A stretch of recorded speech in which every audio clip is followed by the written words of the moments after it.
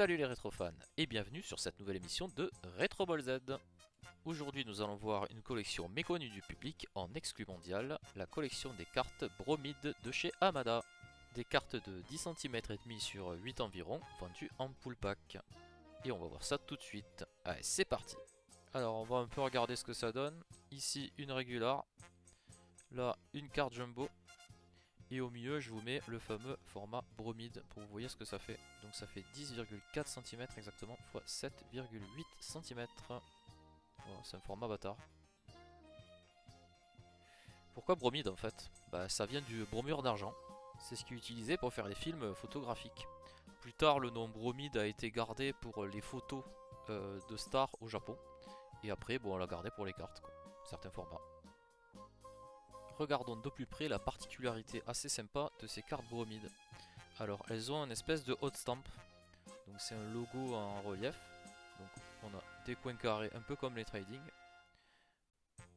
et sur le dos ça fait une espèce d'effet argenté de toute beauté. C'est vraiment des très jolies cartes, un peu fragiles mais très jolies. Il y a 5 stamps, des espèces de logos donc différents, et chaque logo a une couleur différente. Donc on peut pas avoir un stamp avec une autre couleur. Bon, c'est plutôt gaulerie. Ça change des logos Dragon Ball habituels. Là ils sont partis un peu dans un délire. Voilà.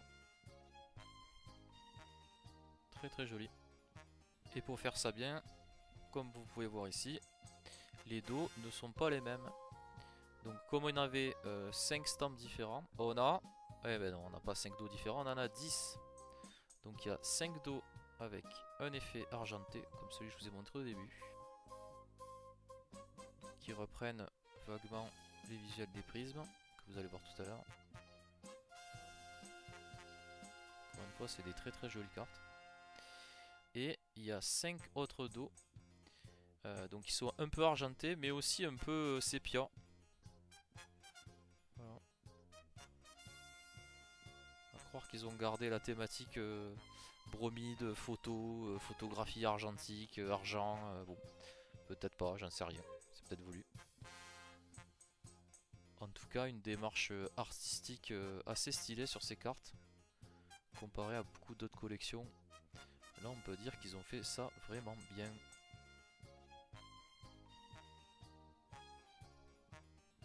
Et puisqu'on parle de démarche artistique, petit truc que j'ai remarqué, donc ça c'est un bouquin de Junya Furusawa, qui est un illustrateur de légende de Dragon Ball, qui a fait des trucs aussi perso dans son coin évidemment. Et donc sur l'arrière de ce bouquin, on peut voir ce stamp, ça vous rappelle rien? Voilà voilà. Donc j'imagine qu'à un certain point, Furusawa a dû être impliqué directement dans la création de ces cartes. Et maintenant je me tais, je vous laisse profiter de la collection.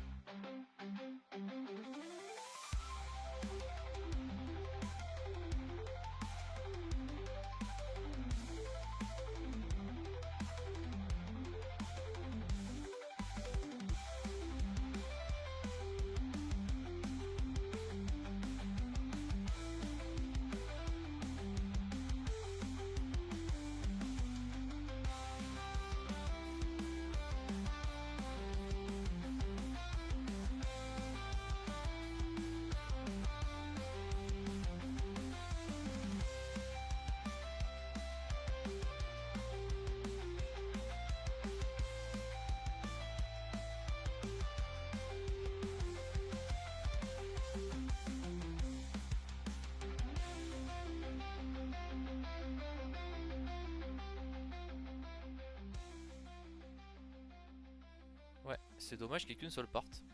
Donc j'espère que vous avez découvert ce set avec moi aujourd'hui, que vous avez bien kiffé la vidéo évidemment comme d'habitude, et je vous dis à bientôt pour de nouvelles aventures de cartes et de produits dérivés Dragon Ball Z. Et n'oubliez pas de liker et partager, et de vous abonner à la chaîne, en appuyant bien sur la cloche. Ouais, abonnez-vous sinon je démissionne et puis je reviens après.